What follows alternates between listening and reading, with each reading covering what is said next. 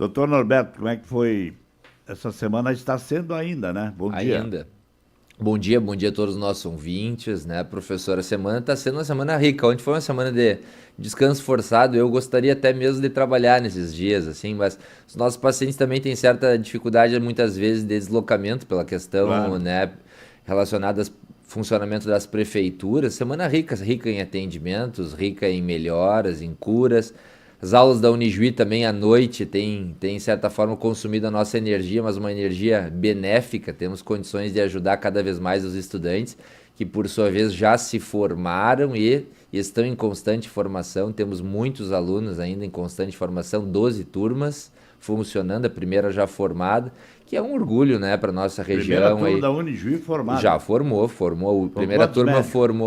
formou 39 médicos no final do semestre, né, do último ano, e agora já na brevidade do próximo início de mês já formaremos a segunda turma. Essa é a segunda turma de médicos formados. Então a Unijuí vai chegar perto agora do sétimo ano de funcionamento na E medicina. É esses bem bacana. médicos já são profissionais, mas eles ainda têm que fazer residência lá adiante e tal, né? Mas eles ficam por aqui, estão A no maciça mercado. maioria, felizmente, tem ficado na região. A gente tem visto circulação desses médicos assim em cidades muito próximas, inclusive da nossa coordenadoria, aqui dos nossos municípios aí que compreendem mais de 20 municípios da coordenadoria de saúde na nossa região. São Miguel das Missões, temos pacientes, temos profissionais, São Nicolau, Ijuí, Santo Ângelo, temos alunos da Unijuí formados com muito orgulho, trabalhando e, por sua vez, trabalhando muito bem, né? E Gente estamos torcendo. preparada. Gente preparada, muito bem formada. A Unijuí teve um excelente conceito na avaliação do MEC, agora, quando o MEC veio validar. E estamos na torcida para que a URI também consiga o nosso bendito curso de medicina aqui na cidade de Santo Ângelo, né? E que seja bendito mesmo. É a gente que a gente torce, né? Torce pelos cursos que fiquem loco regionais. Eu apoio muito que a medicina cresça, se desenvolva cada vez mais na nossa região, Eu né? já indiquei o seu nome para a diretora da URI, Ah, é? se aprovado for o curso de medicina, sim. Legal, a Já, Berenice, é já, muito já, bacana já ela, né? indiquei. Nada obsta que continue atuando Não, em não tem nem Juí, né? problema, né? Mas precisamos. Com certeza. Dessa turma lá E de Juí, algum poder, profissional parecido aí nessa sua área de neurologia, não? como os médicos eles se formam 6 anos, né, professor? Eles se formam Eles não têm clínicos ainda a gerais, né? Tá especialidade, certo? né? Agora tem pelo menos 3 que vão seguir a área da neurologia. Isso nos agrada bastante, que é uma área que realmente a gente atua. Aliás, atuamos em todas as áreas. O Instituto Neuro ele atua em todas as áreas. Mas a neurologia é o foco principal e nós precisamos, com certeza, de mais profissionais de boa formação na nossa região. E E, eu torço por e isso, aqui né? na clínica, quem é que é o senhor, questão de saúde, quem é que o senhor atendeu essa semana aí? Essa semana.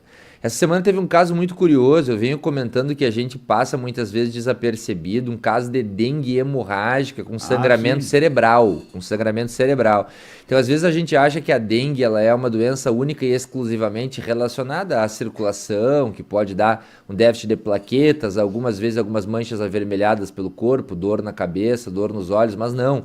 A dengue pode e sim afetar múltiplos órgãos, inclusive o cérebro, causando, por exemplo, hemorragias cerebrais quando existe um consumo muito grande dos fatores de coagulação.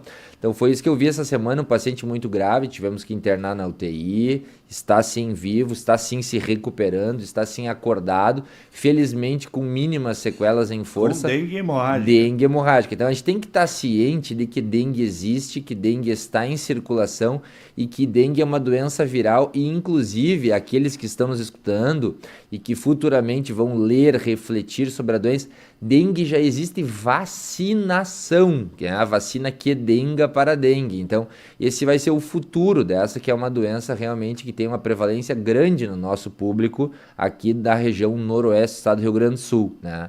Assim como a gente tem vacina para gripe, também está sim em circulação uma vacina futuramente maciça para dengue, né? E vai Mas ser a o dengue futuro. hemorrágica pode matar, doutor? Com certeza. Então, a dengue hemorrágica, aliás, tem um índice de mortalidade muito considerável, né? A dengue hemorrágica, ela é uma doença grave que pode causar sangramentos dos mais variados órgãos, incluindo cérebro, pulmão e intestino, estômago, a ponto de matar, de precisar transfusão sanguínea e causar baixa pressão nesses organismos e facilitação de outras doenças bacterianas. Então, São casos muito graves, a dengue hemorrágica felizmente não é a maioria dos casos de dengue, né? É a minoria dos casos de dengue que evolui para dengue hemorrágica, mas sim pode matar e tem um índice de mortalidade muitas vezes acima de 50%. Mas a dengue hemorrágica, ela acontece quando a pessoa já teve dengue e contraiu pela segunda vez? Ou Não necessariamente, pode ser um caso como esse, aliás a dengue a gente pode adquirir e readquirir múltiplas vezes, né?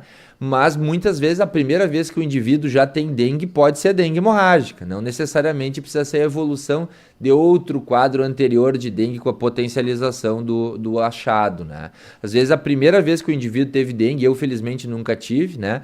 Mas às vezes a primeira vez que o indivíduo tem dengue já é a sua forma hemorrágica e a gente tem que cuidar muito com crianças, porque as crianças frequentemente não contam sobre os seus sintomas, né? E a gente tem que estar muito ciente de que dengue usualmente dá febre, manchas avermelhadas pelo corpo, dor atrás dos olhos, mas muitas vezes nas crianças, como elas falam muito pouco sobre os seus sintomas, já aparecem manchas avermelhadas e muitas vezes hemorragia. E temos que abrir o olho com essas situações porque pode levar um indivíduo de 5, 10, 15 quilos, como é uma criança, até os seus 2 anos de idade à morte e subitamente, professor. A dengue, ela também causa muito cansaço, né? Com certeza. A dengue, ela provoca uma questão de depressão. Depressão quer dizer diminuição, tá certo? De todos os fatores produzidos na medula. E a medula produz o nosso sangue.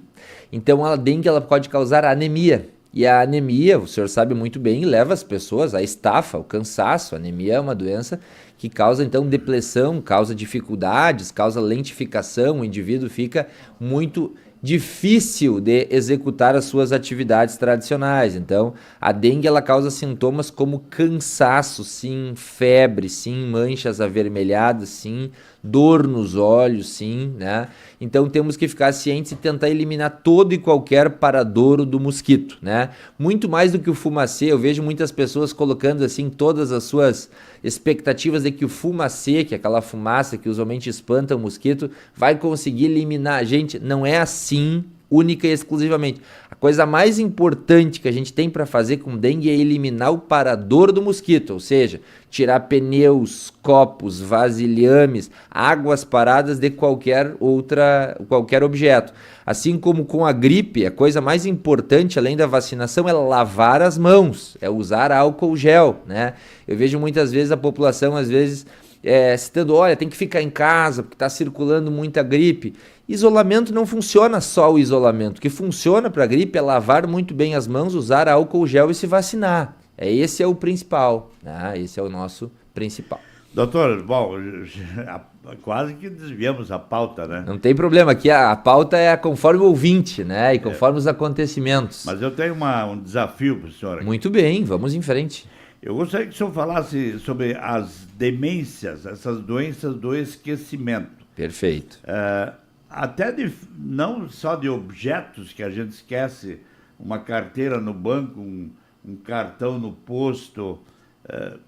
Tem gente que às vezes estaciona o carro num lugar e depois não sabe aonde que está o carro. Frequentemente. E aí acho que roubaram o carro. Frequentemente recebo pacientes assim. Isso, frequentemente. Né?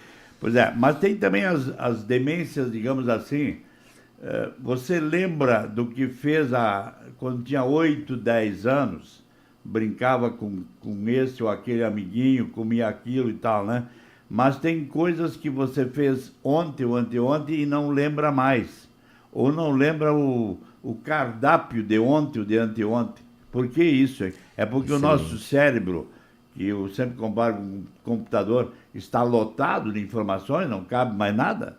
Queridos, então, essa pergunta do professor é uma pergunta inteligentíssima e, aliás, é o tema, de novo, professor, de muitos congressos médicos, tá?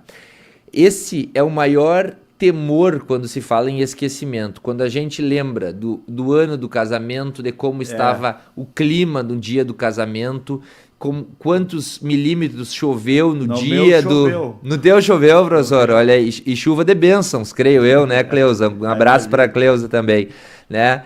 Mas lembra da escola, lembra da primeira professora, exato, lembra de tudo, mas o que jantou ontem à noite não lembra, tá certo? Mas por quê? Não lembra a roupa que estava ontem. Esse é tipo de esquecimento que mais preocupa o neurologista, porque sinaliza um déficit de um neurotransmissor, de um químico cerebral lá que se chama acetilcolina e que frequentemente sinaliza a possibilidade de doença de Alzheimer, tá? Inicial. Então a gente tem que estar muito ciente que esse tipo de esquecimento é um subtipo de esquecimento preocupante.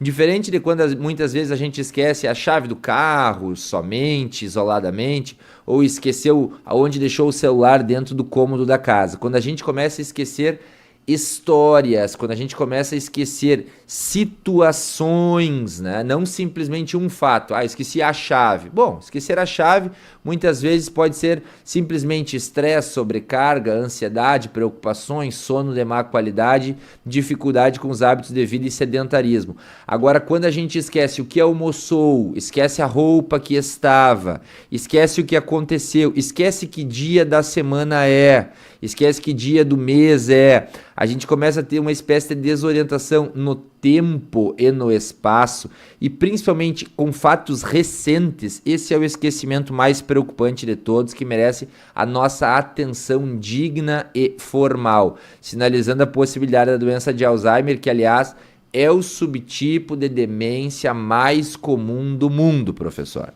Com 65 anos de idade, o senhor que trabalhou em muitas coberturas de eleições, o senhor que trabalhou em muitas coberturas jornalísticas, o senhor que fala de economia, educação, segurança pública, o senhor sabe que a gente fala sobre estatística, percentuais, certo? Tá?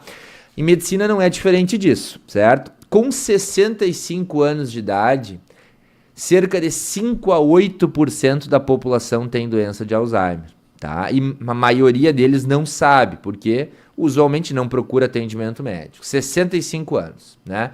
Lembrando que a expectativa de vida do brasileiro hoje gira em torno de 76 a 78, do homem 73, da mulher 81 e a média gira em torno de 76 a 78.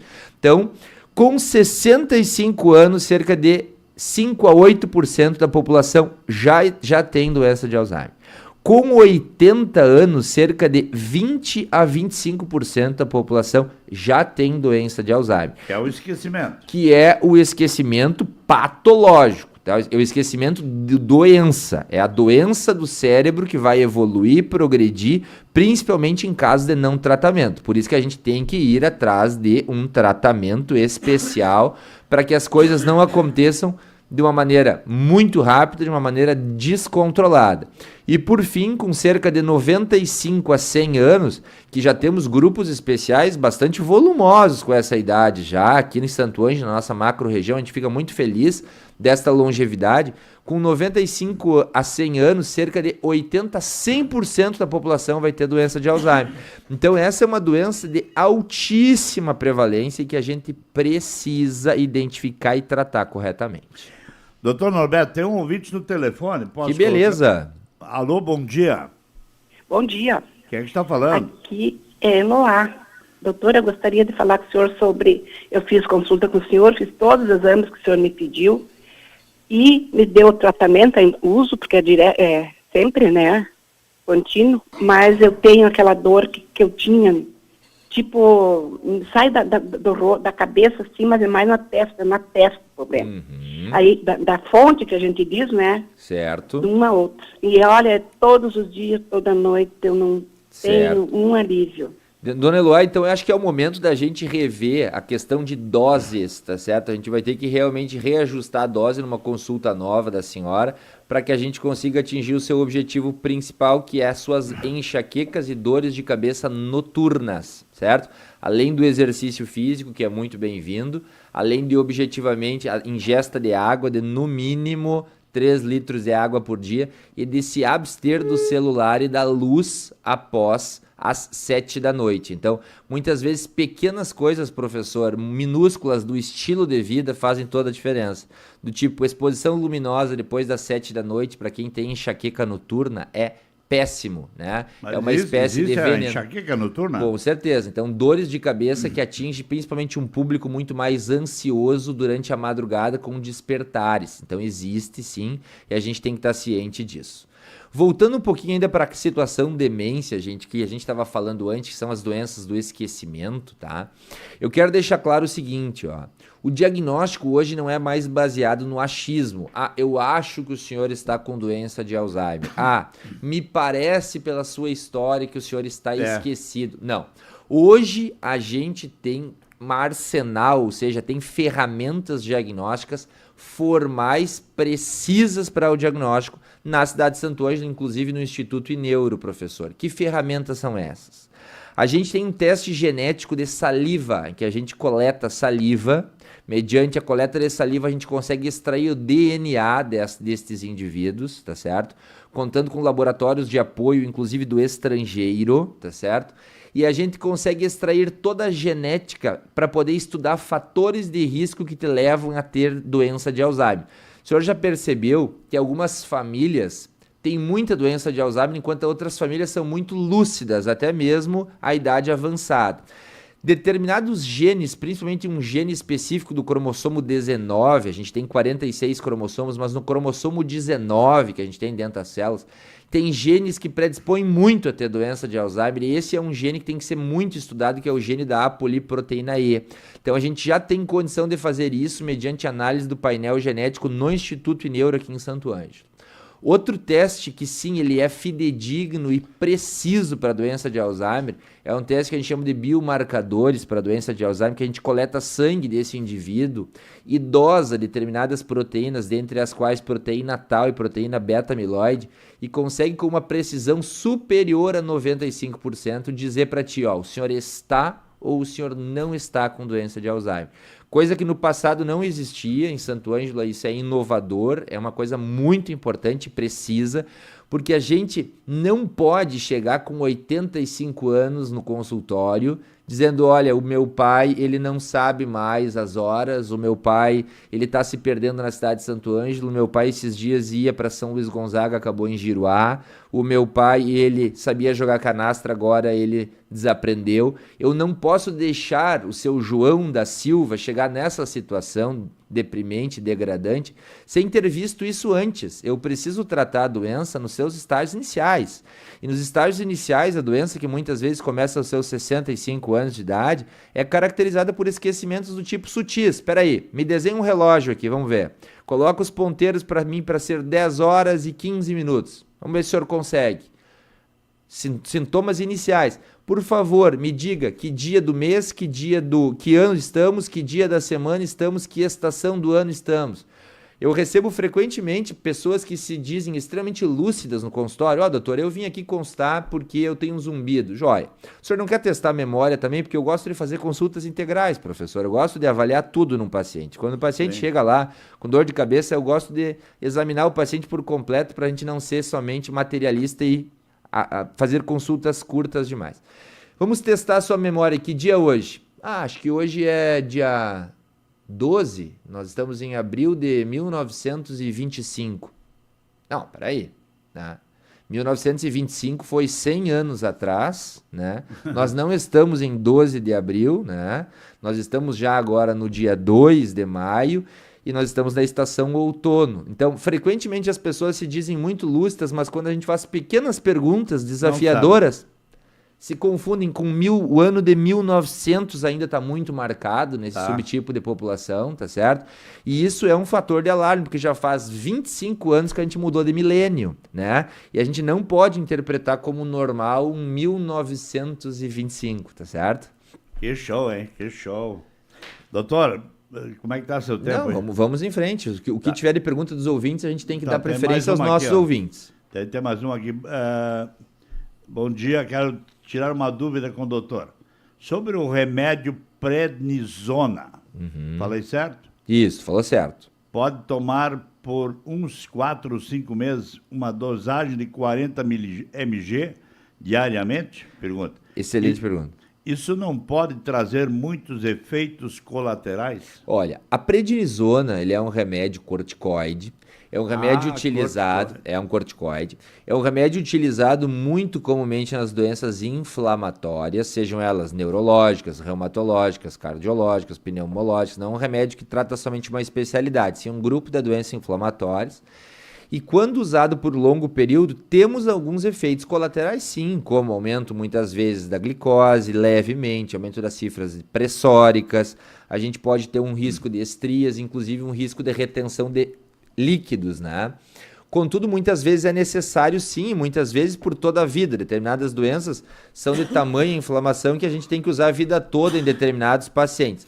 O que não se pode fazer depois de 4 meses de uso, como o nosso ouvinte citou, é a interrupção imediata do uso. O que se tem que fazer é um descalonamento, caso a gente pense em parar num futuro, é fazer uma retirada lenta e gradual, porque senão a gente corre o risco de fazer o que a gente chama de insuficiência adrenal, uma glândula que tem no nosso corpo, que é a glândula suprarrenal, que está acima dos nossos rins, pode parar de funcionar se a gente tira subitamente o remédio. Então esse paciente tem que ser acompanhado por um médico realmente especialista, para que essa retirada, quando for feita de maneira lenta e não abrupta, né? Isso é uma outra coisa importante.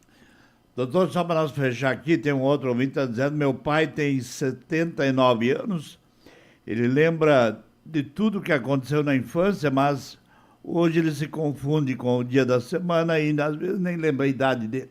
Pois é. Então, Tá com amnésia. Este tipo de esquecimento é o tipo que mais preocupa, tá certo? Né? Eu recebo pacientes me contando de novo, né? Com relação à primeira experiência escolar, com relação à primeira namorada, com relação ao primeiro carro que adquiriu, o primeiro emprego, o primeiro patrão, né?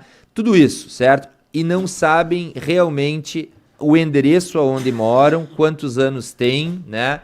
Muitas vezes esquecem o nome do último netinho que nasceu e que já tem 3, 4 anos de idade, né?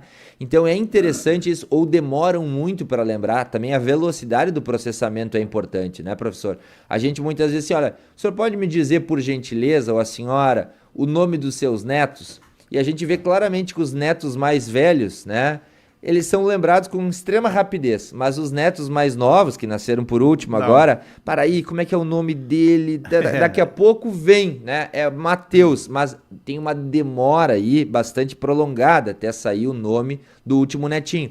Então, isso abre os olhos, gente. A memória de curto prazo é a principal afetada na doença de Alzheimer. E, de novo, eu vou enfatizar aqui, não existe outra saída. A gente precisa diagnosticar a doença, estar ciente dela para ela ter o seu correto tratamento, com certeza. Então a gente tem hoje mais de 4 medicações circulantes no mercado brasileiro, né? Inclusive com um lançamento recente de uma nova medicação, da 5ª medicação, que se chama Donanemab, né? Para tratamento da doença de Alzheimer, com muitas vezes estabilização do curso sintomático por vários anos. A gente sabe que são doenças degenerativas e progressivas. Sim, daqui 10 anos vai estar pior do que eu estou hoje, porque ela é dependente do tempo, assim como as rugas na testa, assim como os cabelos da cabeça, assim como o nervo do ouvido que escuta, né?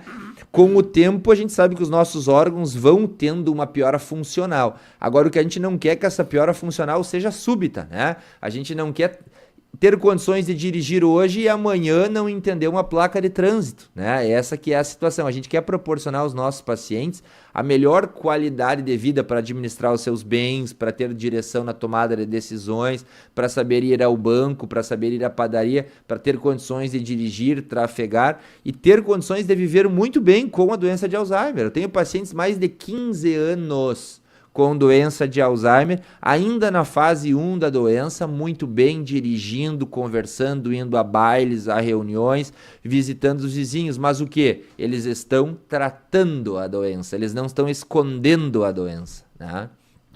Tá bom, doutor Norberto. Acabou de dar uma aula de medicina na Unijuí. É isso aí. Parecido, né? É assim que são suas aulas? Esta é a maneira, a aula expositiva. Eu gosto muito de falar nas aulas, né? Porque senão a aula fica monótona. Se a gente começa somente a mostrar figuras, a aula acaba sendo monótona. O que a gente tem que fazer é interagir com o nosso público e com os nossos alunos. E os alunos fazem muita pergunta? Bastante perguntas, alunos bastante participativos. Agora eu tô com uma turma extensa e, aliás, vou voltar para a aula agora. Só vim dar um pulo aqui. Eu dei uma aula agora no início da manhã por via digital e agora eu vou voltar para a Unijuí para nós poder fazer mais um curso de aula. Então, o senhor vai... Aula hoje, devido ao feriadão, por solicitação da coordenação do curso, alguns alunos, muitos aliás, são de fora e de locais distantes, eles estão nas suas casas por ter possibilidade de viajar, porque deu um feriadão na Unijuí, certo? Então hoje, por exceção, estou fazendo aula via digital, via notebook, né? Via internet. Tá ok. Obrigado, doutor Norberto. Então vá para a aula. Um abraço, queridos. Deus abençoe. Dá presença para todo mundo lá, como a gente fazia na faculdade. Isso aí. Assina a presença aí, por favor. Um respondia pelo outro, né? É assim, né? Isso aí. Isso aí eu lembro. É. Vamos embora não. Vamos ao intervalo, 9h47, já voltamos.